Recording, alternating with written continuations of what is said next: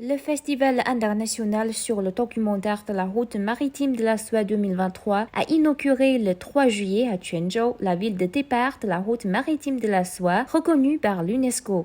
Plus de 400 responsables de festivals de documentaires internationaux, des représentants d'institutions de production et de diffusion, des réalisateurs et des producteurs y ont assisté pour partager leurs expériences et leurs réalisations innovantes dans le domaine de l'image documentaire. L'événement vise à élargir les échanges culturels entre la Chine et les pays riverains de la route maritime de la soie dans le domaine de documentaire, à promouvoir le développement de l'industrie et de construire de nouveaux schémas de coopération internationale en matière d'image documentaire.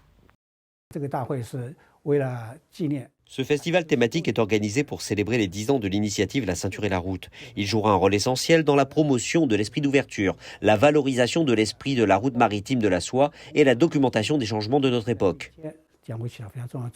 Monsieur Peugeot, directeur de la stratégie et du développement du festival Sunny Side of the Talk, trouve que cette conférence est significative pour le développement et la coopération internationale dans l'industrie documentaire.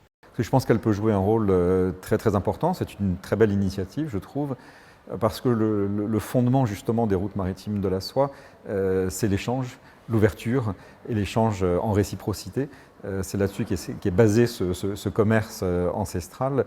Et je pense que c'est vraiment très significatif et très important justement qu'une manifestation qui va rassembler des professionnels venus de différents horizons puisse se tenir dans une ville comme Quanzhou, qui est à l'origine des routes maritimes de la soie, parce qu'on perpétue justement cette notion d'échange, de collaboration. Lors de la cérémonie d'ouverture, le réalisateur britannique, lauréat des Oscars pour 2 éditions, Malcolm Clark, a lu la déclaration solennelle du festival. Plusieurs organisations des pays différents ont signé ensemble une lettre d'intention de coopération pour la réalisation de plusieurs documentaires. Le public a une exigence fondamentale à l'égard de nos œuvres documentaires et cinématographiques. Pouvons-nous raconter de bonnes histoires sur les gens? Les émotions de la vie humaine peuvent avoir une résonance plus rapide chez les personnes de différents pays.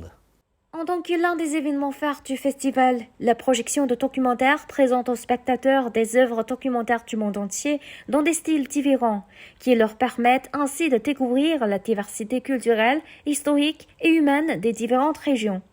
Elle se déroulera jusqu'au 6 juillet.